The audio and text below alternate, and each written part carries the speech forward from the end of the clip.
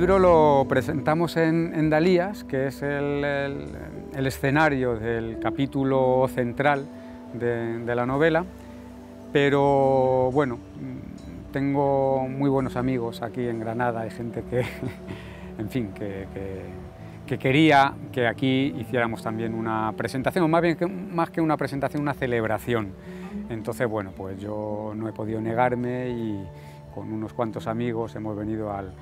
Valle de Lecrín, a Béznar, que es una zona muy parecida geográficamente a Dalías, que es el escenario de este capítulo central, y bueno, pues aquí estamos presentándolo.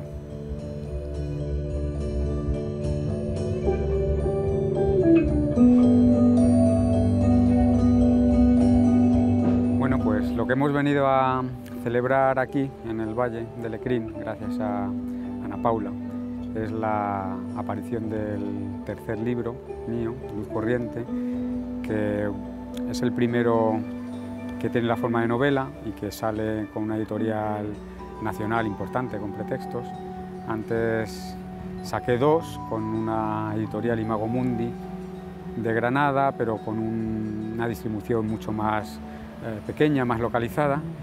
Y el primero,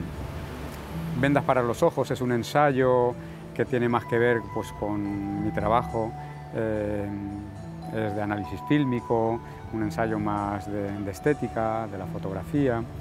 El segundo es el que me empezó a lanzar ya en el tema de la narrativa. Trataba de buscar una imagen de la infancia a través de lo que veía a mis niños, que tengo 3 hijos, entonces lo que les escuchaba, lo que les veía cada día, y a través de ellos dibujar una cierta idea, una cierta imagen de la infancia. Y este tercero empezó en principio en esa línea, pero como un homenaje a mi padre, cuando se murió, que tuve la necesidad un poco de contar lo que había sido él y lo que él significaba, y tenía ese carácter un poco más memorialista o de ensayo histórico, así, pero según iba escribiendo y según iba avanzando en el proceso de elaboración, el libro iba tirando más a la novela. Entonces finalmente pues decidí que sí, que tenía que ser una novela, con lo cual eso me hizo cambiar un poco el punto de vista y algunos personajes, algunas situaciones, y terminó siendo pues eso, una novela en la que se cuenta una saga familiar y un poco cómo va el narrador buscando, por así decir, la savia que alimenta esa familia suya. Tiene 3 escenarios principales, uno el actual, contemporáneo, pues aquí ahora, concretamente el narrador se sitúa en Almería, y entonces el primer capítulo cuenta un poco lo que le motiva a hacer el libro, que es justamente a los 10 años de la muerte de su padre, y cuenta un poco la búsqueda que hace para buscar el tono, para buscar las influencias, para ver otros escritores que se han puesto a contar la muerte de su padre, a ver cómo lo han hecho, y va buscando un poco, es una exploración, digamos, privada para tratar de localizar cómo la literatura ha abordado ese asunto. Luego se retrotrae a los 10 años antes, cuando muere su padre, los últimos meses,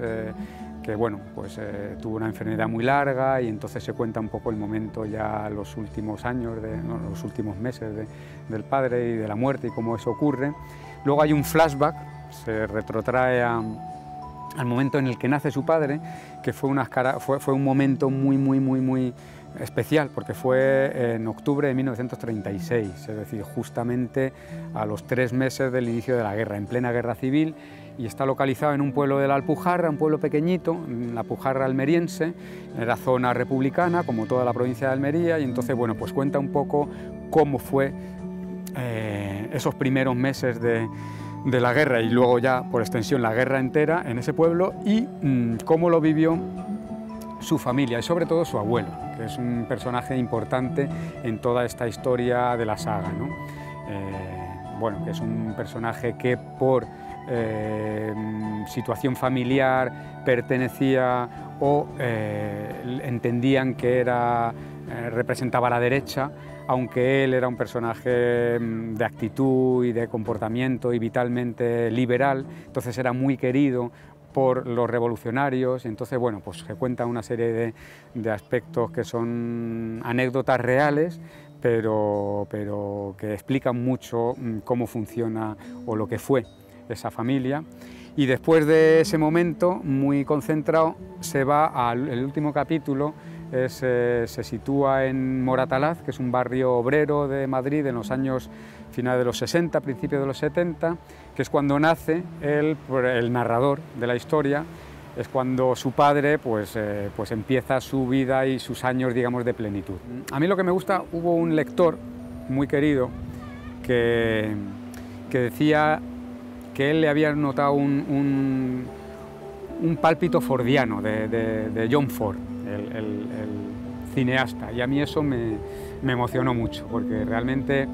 no lo tenía, no era una cosa consciente, pero sí que me identifiqué mucho en esa idea de Ford como el artista que trató de, digamos, cauterizar la herida abierta que había en su país, en los Estados Unidos, por la guerra civil y por todo, o sea, la guerra que hubo, que todavía tenía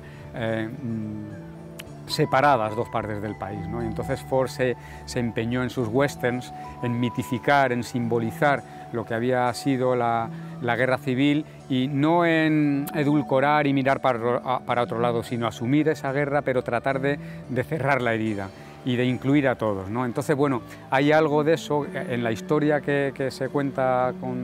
en Luz Corriente, que sí que tiene ese pálpito, es decir, de la guerra civil en España, lógicamente, pues bueno, pues nos ha separado muchos, o ha separado mucho a unos de otros. Eso sigue siendo las generaciones que seguimos un poco cautivos de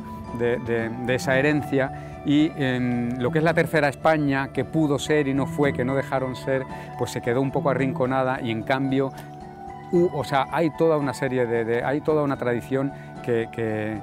precisamente trataba de formalizar eso. Y entonces esta historia quiere precisamente un poco recuperar esa memoria y darle lugar.